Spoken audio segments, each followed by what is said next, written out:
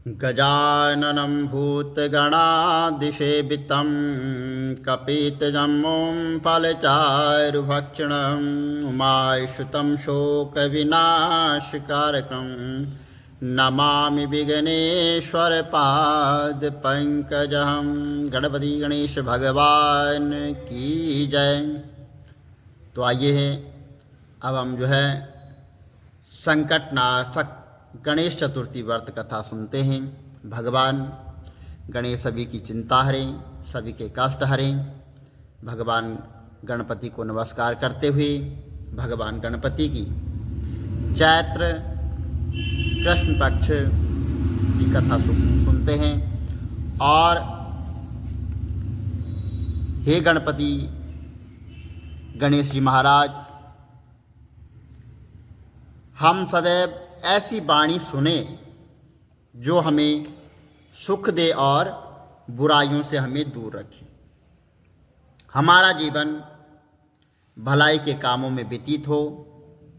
हम सदा भगवान की पूजा में लगे रहें और बुरी बातों की ओर ले जाने वाली बातों से सदा हम दूर रहें।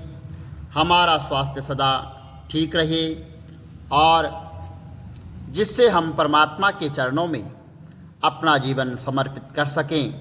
हमारा मन भोग विलास में न हो। हमारे प्रत्येक कण में भगवान गणपति जी विराजमान हों और हम उनकी सेवा में लगे रहें, जिससे हम हमेशा अच्छा कार्य करते रहें। ऐसी प्रार्थना हमें भगवान से करनी चाहिए।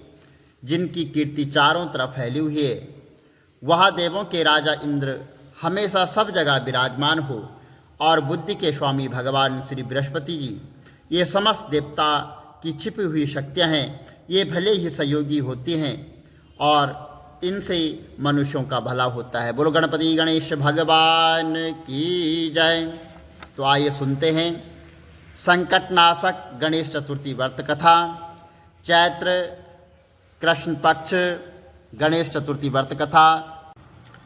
पार्वती जी ने पूछा कि हे गणेश जी, चैत्र कृष्ण पक्ष की चतुर्थी को गणेश पूजा कैसी करनी चाहिए? इस दिन भोजन में क्या लेना चाहिए? इस महीने के देवता का क्या नाम है और उनका पूजा विधान क्या है, वह आप मुझे बताइए। तो गणेश जी ने कहा कि हे महादेवी, चैत्र कृष्ण चतुर्थी को विकट नामक गणेश जी की पूजा करनी चाहिए। सारे दिन व्रती रहकर रात को अपनी सामर्थ्य अनुसार षोडशोपचार पूजन करना चाहिए। ब्रह्म भोज के बाद स्वयं व्रती को पंचगव्या, गौ का गोबर, मूत्र, दूध, दही, घी का पान करना चाहिए। यह संकटनाशक व्रत है और इस दिन शुद्ध घी और बिजोरे नींबू से हवन करने से बांझ स्त्रियां भी पुत्रवती होती है। हे शैलपुत्री, इसका इतिहास बहुत अद्भुत है, जिसके स्मरण मात्र से ही मनुष्य को सिद्धि मिलती है, उसे मैं कहता हूँ। पुराने समय में सतयुग में मकरध्वज नाम के एक राजा हुए थे। वे प्रजापालक थे। उनके राज्य में कोई निर्धन नहीं था। चारों वर्ण ब्राह्मण, क्षत्रिय, वैश्य, शूद्र अपने अपने धर्मों का पालन करते थे। प्रजा को चोर डाकों आदि का कोई भय नहीं था। सभी लोग उदार, बुद्धिमान, दानी व धर्मपरायण थे। यह सब कुछ होते हुए भी राजा को पुत्र की प्राप्ति नहीं हुई। कुछ समय पश्चात महर्षि यज्ञकल्प की कृपा से उनको एक पुत्र की प्राप्ति हुई।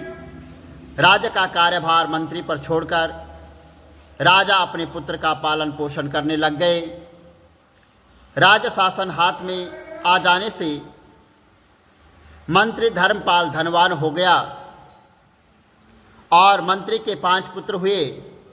मंत्री के पुत्रों का धूमधाम के साथ विवाह हुआ और वे धन का उपभोग करने लग गए।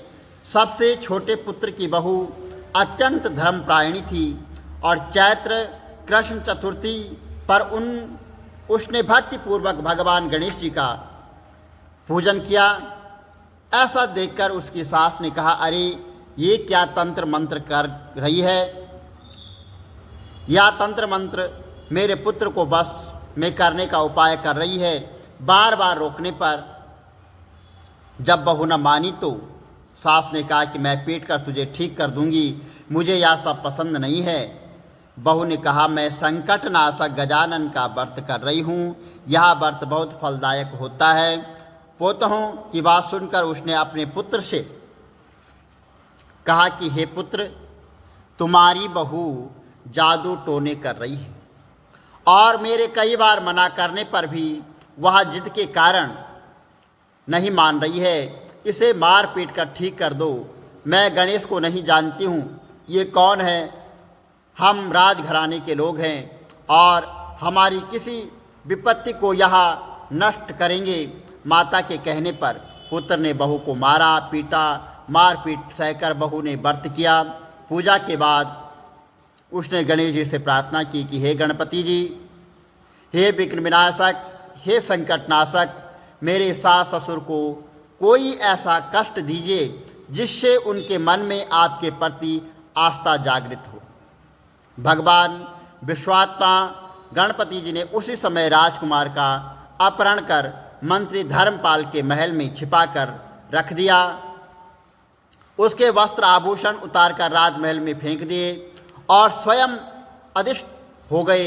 ऐसा देखकर राजा ने अपने पुत्र को शीघ्रता से पुकारा, लेकिन कोई उत्तर न मिला।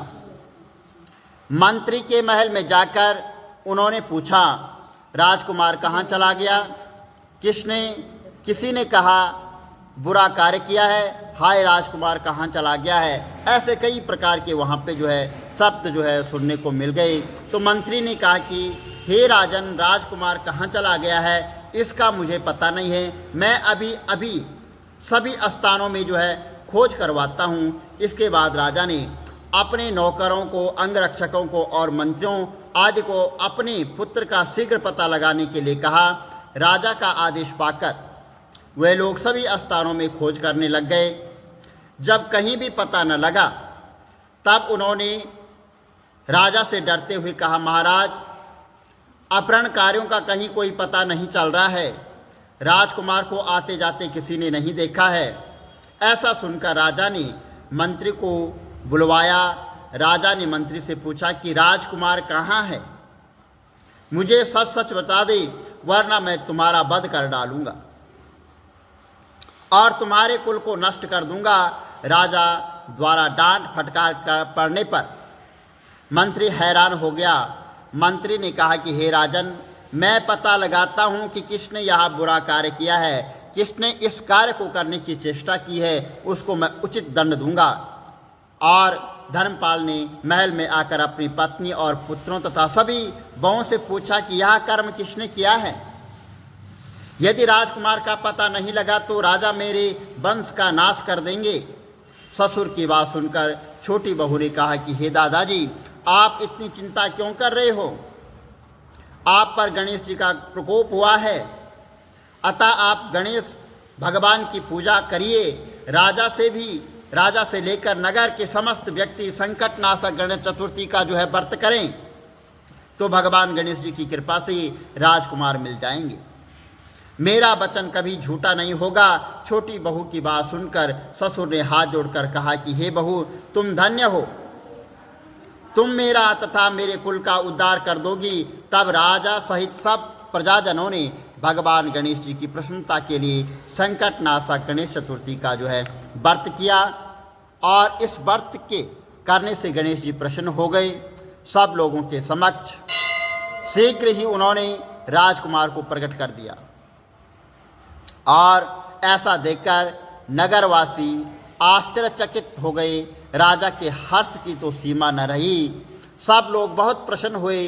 राजा ने कहा कि हे विघ्न विनायक, आप धन्य हैं और मंत्री की कल्याणी पोतों को भी धन्य है, जिसकी कृपा से मेरा पुत्र मुझे मिला है। अतः समस्त जन इस संतानदायक व्रत को सदैव विधिवत करते रहें। भगवान श्री कृष्ण जी ने कहा कि हे राजा युधिष्ठिर, तीनों लोकों में इससे बड़ा कोई दूसरा व्रत नहीं है। आप भी अपने कलेशों के निवारण हेतु इस व्रत को अवश्य कीजिए। भगवान श्री कृष्ण के मुख से इस कथा को विस्तार पूर्वक सुनकर युधिष्ठिर ने पूर्ण भक्ति भाव सहित चैत्र कृष्ण चतुर्थी का उपवास किया और विघ्न विनायक की कृपा से अपने खोए हुए राज्य को फिर से प्राप्त किया। गणपति गणेश भगवान की जय। ऐसे भगवान गणेश जी की जो है कृपा बरसती है। भगवान गणेश जी की कृपा से सब कष्ट मिट जाते हैं और भगवान गणेश की कृपा दृष्टि से सब प्राज्ञा संतान सुख वैभव सब मिलता है। भगवान गणेश जी की पूजा करें, भगवान गणेश जी की आराधना करें। भगवान गणेश प्रथम पूज्य हैं। भगवान गणेश की कृपा से आप समस्त लोगों के कष्ट दूर हों और भक्ति भाव से बोले गणपति गणेश भगवान की जय।